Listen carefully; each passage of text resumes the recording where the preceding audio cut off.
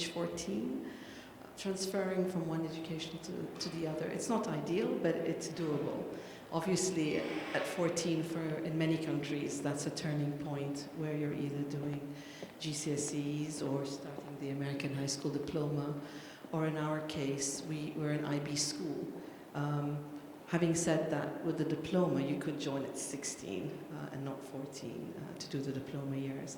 So I think it's the age of the child that would determine. I'm talking about the choice of the curriculum. That depends on how long the family is staying in a country and where do they go next. Because some schools cannot be found in some countries, so I think it's really important, if possible, to choose a curriculum that you would find, in the next location, if you know what that is. To what Claudine said, if the children are young, I think there's no problem in transferring to another system. As they move to secondary age, then that's a bit more complicated. It's not just necessarily what the curriculum is, it's how it's delivered by the schools. So clearly you'd want very forward-thinking, innovative schools that use a range of different resources and that obviously have high-quality teachers to deliver that curriculum. And also I suppose that high-quality schools, whether it's in UK or overseas, it's all about the transition as well, so how they onboard, as it were, families and children that are entering into the school as well. And also providing that, whether it's assessment information or safeguarding information, so that when they do go into other schools, then that's all available to the next set of professionals. I echo all of those comments and say that that first point of contact with the school is so crucial, and that you should be having, in my view, a very personalised and tailored service for your families, giving those families that information up front and seeing it. And if they can make a visit and have a tour, a personalised tour, that really helps. You'll know that the decision for your people to move is often predicated upon their ability to get the right place at the right school, and that if they get it wrong, or if there's an unhappiness with the school for whatever reason, whether that's curricular or another aspect of the education being provided, that can work very badly for you in terms of the productivity of your employee.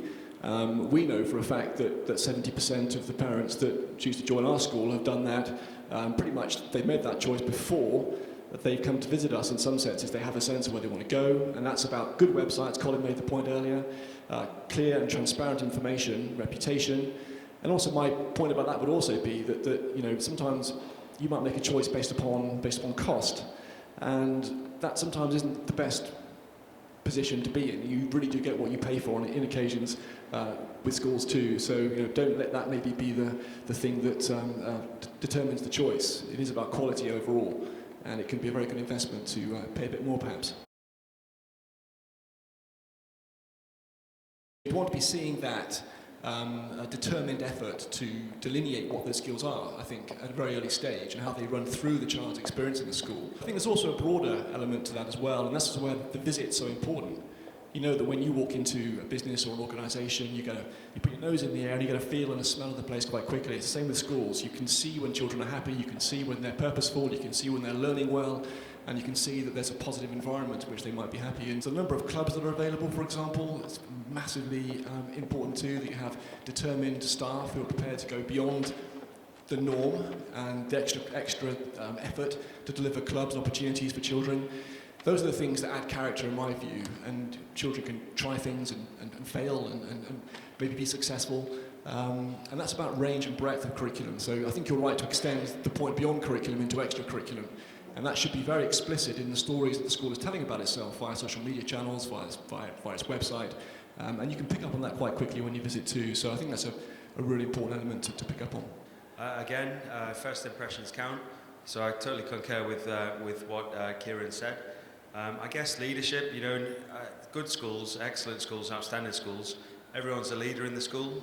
So it's not just whoever is the headmistress or headmaster. So clearly those schools that are going to attract and recruit and retain staff and families will have those similarities.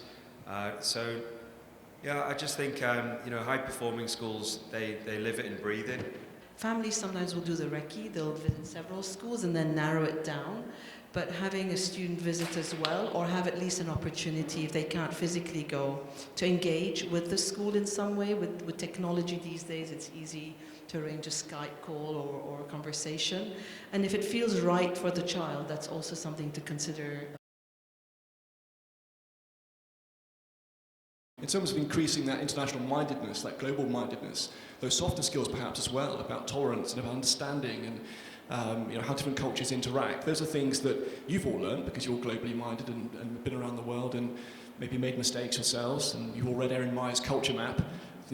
International schools at their best are an absolute, well, they're just an ecosystem of that experience, and children learn that, they pick that up, as we know, they're very shrewd, and those experiences stay with them for life. And I think that the children that leave the BSN and great international schools, as we have at the table, at the panel here, they are enriched for life by their experience among those global communities. I agree also with also hiring staff, not only teachers, staff from a variety of nationalities. I think that really enriches the workplace, it enriches the discussion around the table, in addition to by default having the students.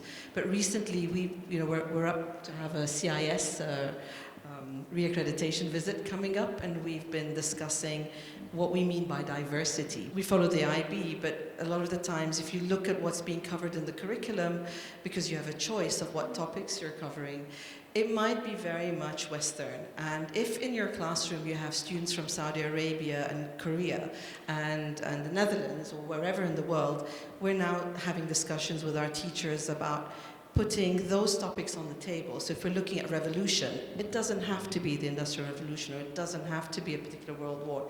Why don't we look at current issues, or even issues related to the countries where our students are from? And that will give you that enriched diversity.